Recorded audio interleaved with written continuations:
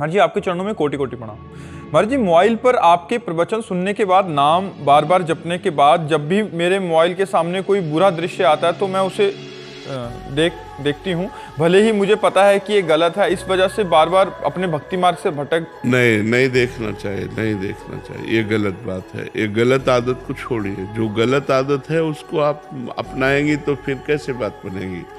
हमें भक्ति मार्ग में चलना है, अच्छे बनना। भक्ति मार्ग का मतलब कोई बाबा जी बनना नहीं होता है। भक्ति चक्रवर्ती सम्राट अम्बरीश जी भी कर रहे हैं।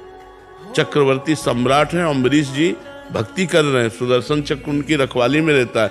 भक्ति का कोई तात्पर्य ऐसा नहीं कि वेश बदल लेना ही भक्ति है, या मतलब बाहरी दिखाओ, ये सब नहीं है। आप पैंट शर्ट में, आप सलवार कुर्ता में, आप साधारण वेश में भक्ति हो सकती है। क्योंकि भक्ति का मतलब होता है प्यार, अच्छे आचरण करना और दिल से भगवान को भजना। उसका मतलब बाहरी से केवल नहीं होता। अब हम लोग विरक्त हैं तो हमारा ये पोशाक है, हमारी बाहरी पोशाक भगवत स्वरूप है। आप लोग गृहस्थ हो, आप गृहस्थ में हो। लेकिन हमको गलत आचरण जो हम जानते हैं गलत है, अगर आप गलत दृश्य देखोगे तो गलत आचरण करने का मन होगा कि नहीं होगा, उसमें रुचि होगी कि नहीं।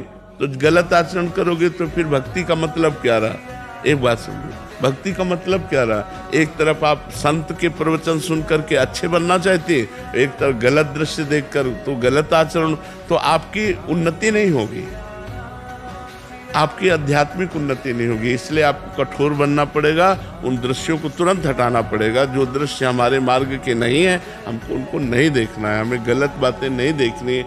और आज हमारे नौजवान बच्चे गलत बातें देख देख कर बहुत ज़्यादा गलत होते जा रहे हैं, गलत आचरणों में प्रवृत्त होते जा रहे हैं। क्योंकि मोबाइल वो सब कुछ दिखा देता है, तो ये सब बातें अगर करोगे तो भक्ति कैसे होगी। बिल्कुल नहीं, अच्छे बच्चे बनो और ये जब गलतियां हैं इनको छोड़ो, बिल्कुल छोड़ो।